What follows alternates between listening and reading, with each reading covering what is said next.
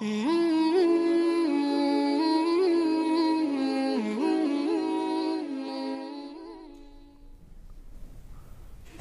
ہم تو مجلسیں لگاتے ہیں، ہر روز ہمارے سجن بیلی آ جاتے ہیں، سارا دن دکان کرتے ہیں، مغرب کے بعد محفلیں لگتی، کئیوں کی محفلیں پکی ہیں، ہر روز جاتے ہیں، بیٹھک متعین ہے، جگہ متعین ہے، وہاں گپیں لگتی، سارا دن دکان میں ہیں، دفتر میں ہیں، کچھ دفتر والے ساتھی 8 گھنٹے 9 گھنٹے ڈیوٹی، اور پھر درمیان میں 2-3 گھنٹے گپیں، اور ان گپوں کے اندر لا یعنی باتیں۔ اور سنہ نبی پاک صلی اللہ علیہ وسلم نے کیا فرمایا کہ اسلام کا اور تمہارا حسن اس میں ہے کہ یہ گپیں چھوڑ دو، یہ لا یعنی باتیں چھوڑ دو، تم اور تمہارا اسلام حسین ہو جائے گا۔ کئی ساتھی ایسے ہیں، آپ بھی ماشاءاللہ ڈھیلے ہیں، اگر آپ ڈھیلے نہ ہوتے تو آپ کے ساتھ کم از کم 10 ساتھی اور آتے۔ ایک ساتھی بے تکلف ہے، ادارے سے محبت کرتے ہیں، میں نے کہا تم آتے نہیں، وہ کہنے استاد جی مغرب تک تسی دکان کر دیں، مغرب تو بہت ساری مجلس لگ دی اتنے سارے دن اسی گلاں کر دیں، اس پر ہو جاتی عشاء، پھر عشاء کے بعد ہم کھانا کھاتے ہیں، پھر سو جاتے ہیں۔ تو میں نے کہا وہ مجلس میں ہوتا کیا ہے؟ بس گپیں، سارا دن کی واہی تباہی، ادھر کی ادھر کی، غیبت، گلے شکوے۔ حضور پاک صلی اللہ علیہ وسلم کیا فرما رہے ہیں؟ من حسن اسلام المرء ترکہ ما لا یعنی، اپنے آپ کو حسین بناؤ، اپنے اسلام کو حسین بناؤ، لا یعنی باتیں، فضول باتیں ترک کر دو، چھوڑ دو۔ یہاں لا یعنی باتیں، فضول باتیں، واہیات باتیں، مجلس کو گرمانے کے لیے کہ پتہ تو چلے بڑا بلیار ہے۔ اور پاک پیغمبر صلی اللہ تعالی وسلم اس واہیات اور لا یعنی باتوں کے چھوڑنے کو اسلام کا حسن قرار دے رہے ہیں۔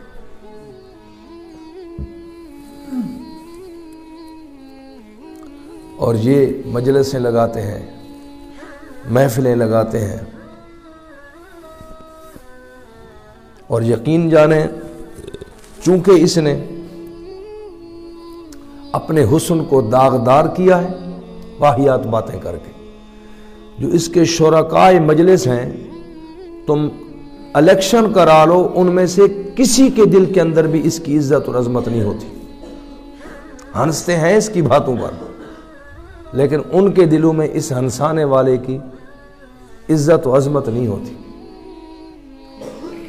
کیونکہ پاک پیغمبر کا صاف فرمان ہے، اس نے لا یعنی باتیں کر کے، فضول باتیں کر کے اپنا حسن ختم کیا۔ جب حسن ختم ہوا تو وقار ختم ہو گیا، عزت ختم ہو گئی، ان کے دلوں کے اندر اس کی کوئی عزت و وقار نہیں۔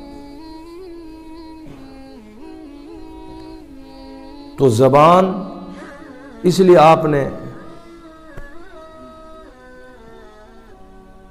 ایک موقع پر نجات کا نسخہ ٹو دی پوائنٹ 2 لفظوں میں، من سامتا نجا، من سامتا جا۔ سنے حبیب نے فرمایا کہ میرے کلمہ پڑھنے والے مرد اور عورتوں میں سے جس نے یہ نسخہ اپنایا، من عام ہے، کیا ساماتا، چپ رہنے کو اپنا مزاج بنا لیا، بلا ضرورت بات نہیں کرتا، ضرورت ہو تو کرے گا، ضرورت کے بغیر خاموش ہے، خاموشی۔ آپ نے وہ اردو میں کہیں پڑھا ہوگا، خاموشی سلامتی دارائن ہے، میں تو حدیث سنا رہا ہوں۔ تو آپ نے فرمایا جو خاموش رہنے کا مزاج بنا لے، میں محمد عربی ضامن ہوں کہ نجا، وہ دنیا اور قبر و حشر کے اندر نجات حاصل کر لے گا۔ اچھا، ویسے بھی ایک اپنی بات ہے، آپ جانتے ہوں گے مجھ سے زیادہ. اچھا، جو آدمی چپ رہنے کا مزاج بنا لے نا، یقین کرو اس کا روب اور عزت اور اس کا دبدبہ بڑھ جاتا ہے. اور جو ہر وقت ہنسا رہا ہے، محفلیں گرم کرا رہا ہے، نامہ اعمال تو برباد ہوا. جب محفلیں گرم کرے گا تو غیبت بھی کرے گا، بہتان بھی لگائے گا، الزام بھی لگائے گا. ایسے تو اہل محفل کو، شرکائے محفل کو کیسے وہ گرمائے گا؟ اس نے واہیاتیں باتیں کی، شرکائے محفل کے دلوں میں اس کی عزت اور روب اور دبدبہ ختم ہو گیا. اور جس نے محمد عربی کے نسخے پر عمل کرتے ہوئے خاموشی کو مزاج بنایا، اللہ نے اس کی عزت اور روب کو بڑھا دیا. تو زبان، اللہ سبحانہ و تعالیٰ فرماتے ہیں حضرت انسان کے وجود کے اندر، جو میں بات عرض کر رہا تھا کہ زبان، سارا وجود نعمت ہے، زبان ایک عظیم الشان مرکزی نعمت. لیکن میں نے عرض کیا نا، جیسے یہ عظیم انعام ہے یہ زبان، اسی جگہ پر یہ زبان امتحان بھی ہے، انعام بھی ہے، انعام بھی عظیم الشان انعام. آپ کو کیا پتا کہ میرے دل میں کیا ہے؟ مجھے کیا پتا آپ کے دل میں کیا ہے؟ یہ زبان چلے گی تو آپ کا ضمیر مجھے معلوم ہوگا، میرا ضمیر آپ کو معلوم ہوگا. تو انسانی ضمیر کو ظاہر کرنے والی یہ زبان غیر معمولی نعمت ہے، بڑی، لیکن ساتھ امتحان بھی ہے، امتحان بھی ہے. چنانچہ حدیث پاک میں ہے، مشکاۃ شریف کے اندر یہ حدیث موجود ہے، حضور پاک صلی اللہ تعالی وسلم نے فرمایا کہ میرا امتی بسا اوقات، کبھی کبھار، میرا امتی مرد اور عورت کبھی کبھار، حضور فرما رہے ہیں، ایک کلمہ، ایک لفظ، ایک جملہ اپنی اس زبان سے بولتا ہے اور اس کو پتہ بھی نہیں چلتا. اسی ایک جملے اور لفظ کے کہنے کی وجہ سے یہ 70 سال کی مسافت، 70 سال کی مسافت حدیث پاک میں ہے، 70 سال کی مسافت. یعنی ایک آدمی 70 سال چلتا رہے، وہ کتنا فاصلہ طے کر جائے گا؟ 70 سال میں کہیں سے کہیں پہنچے گا. آج سے کہتے ہیں کل میں سندھ میں تھا، آج یہاں بیٹھے. ایک دن ہی نہیں لگا. میں بات کر رہا ہوں 70 سال کی. 70 سال مسافت کرے، سفر کرے، جتنا 70 سال میں یہ دور چلا جائے گا. ایک آدمی اپنی زبان سے کبھی جملہ نکالتا ہے، اس جرم والے جملے کی وجہ سے 70 سال کی مسافت کے برابر وہ جہنم کے نیچے جا گرتا ہے.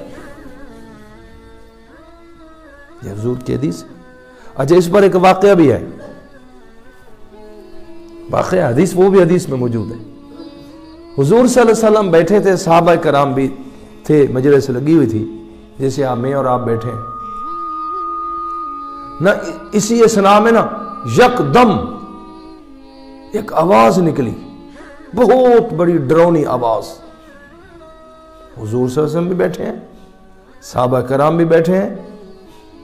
یکدم ایک ڈرونی آواز نکلی، اور وہ آواز ایسے نکلی، اندازہ ہوتا تھا کہ کوئی بہت بڑی چٹان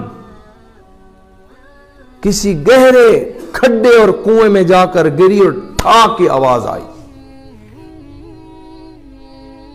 اب جب یہ آواز آئی تو سارے صحابہ حیران ہو گئے اور عرض کی، یا رسول اللہ یہ کیا ہے؟ ہم تو ڈر گئے، کوئی قیامت آ گئی، کوئی مسئلہ بن گیا، یہ کیسی آواز ہے؟ تو رحمت کائنات صلی اللہ تعالی وسلم کے پاس محبوب اور محبوب کے صحابہ جب حیران ہوئے تو اللہ نے فوراً وحی بھیجی. حضور علیہ السلام نے فرمایا کہ مجھے جبرائیل نے بتایا ہے کہ آج سے 70 سال پہلے ایک بہت بڑا پتھر جہنم میں گرایا گیا تھا. وہ 70 سال گرتا گرتا آج وہ جہنم کی تہ میں جا کر ایسے لگا ہے، یہ اس کی آواز آئی۔